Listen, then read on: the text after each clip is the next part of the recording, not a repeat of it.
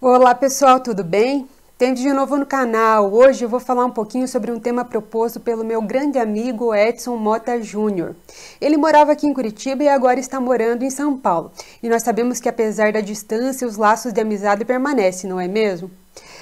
Eu vou falar sobre a união ou casamento homoafetivo. E nós sabemos que é um tema de suma importância, ainda mais em dias atuais. Então não se esqueçam. Curtam, compartilhem, comentem, divulguem o canal para outros concurseiros, colegas, amigos, parentes, como forma de difundir o conhecimento jurídico, não é mesmo? É importante ressaltar a digressão histórica dos direitos homoafetivos. Nós sabemos que antigamente a relação homoafetiva era vislumbrada, era vista como uma sociedade de fato, com a aplicação da súmula 380 do nosso STF, que dispõe sobre as relações patrimoniais, a partilha de bens no concubinato. E em que consiste o concubinato? Nada mais é do que uma relação não eventual entre pessoas impedidas de casar. Então, as relações homoafetivas eram vislumbradas como concubinato ou como sociedade de fato, tão somente com uma relação patrimonial na partilha de bens. Posteriormente, em 2008, o nosso STJ reconheceu o direito das relações homoafetivas serem julgadas pelas varas de família, como uma evolução histórica desses direitos. Já em 2011, mais especificamente no dia 5 de maio de 2011, o nosso STF julgou numa ação declaratória de inconstitucionalidade e também numa ADPF, numa arguição de descumprimento de preceito fundamental, reconheceu as relações homoafetivas como verdadeiras uniões estáveis, reconhecendo como uma entidade familiar, como família propriamente dita, segundo dispõe o nosso artigo 226, parágrafo 3º da nossa Constituição de 88 e também o nosso Código Civil por uma aplicação analógica.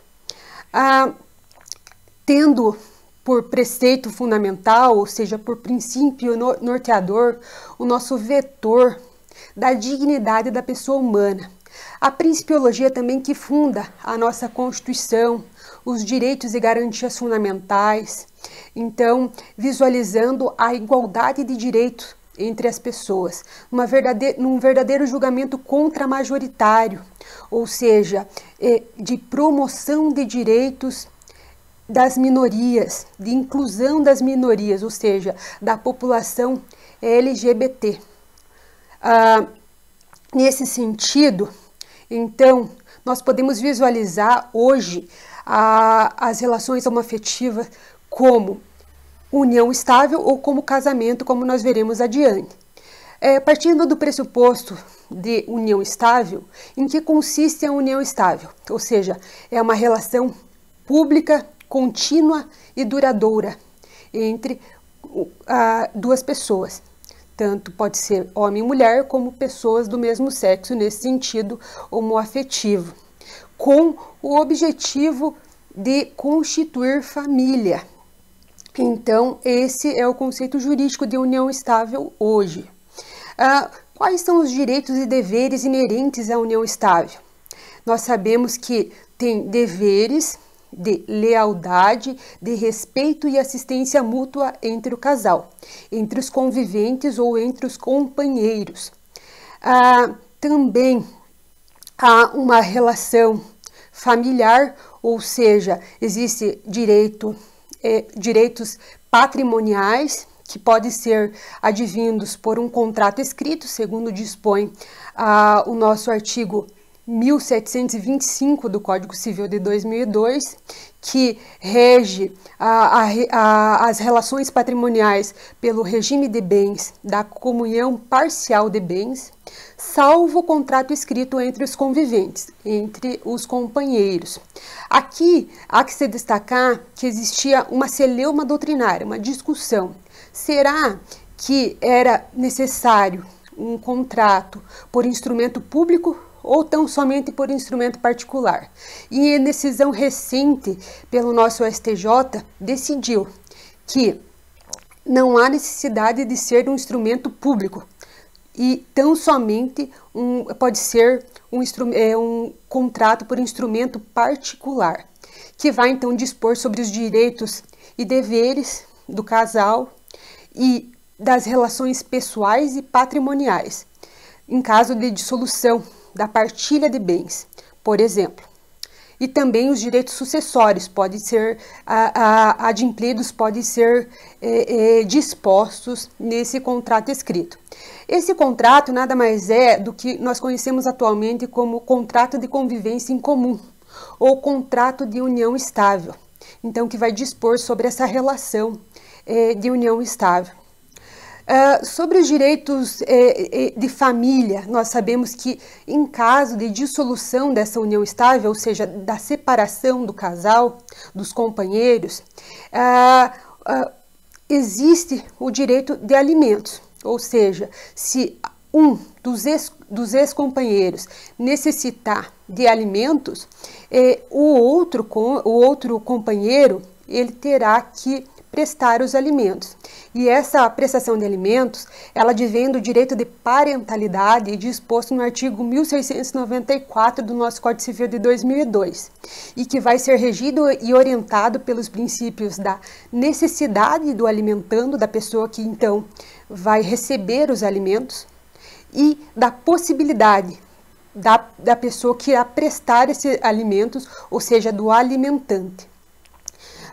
Também há um outro direito advindo do direito de família, que é o direito de adoção dos casais homoafetivos, de crianças e adolescentes, que foi reconhecido em decisão também recente do nosso STJ, de relatoria da ministra Nancy Andrighi, em que afirmou que não existem estudos científicos que comprovem que a adoção por casal homoafetivo da criança e do adolescente vai gerar um efeito deletério, um efeito maléfico no desenvolvimento dessa criança.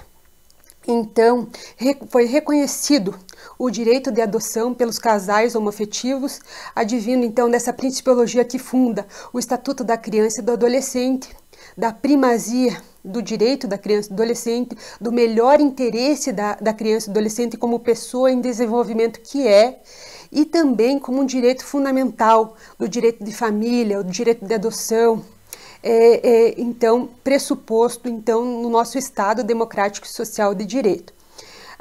Também existem direitos sucessórios, ou seja, direitos para depois da morte de um dos companheiros, de um dos conviventes, que antigamente era previsto pelo artigo 1790 do Código Civil.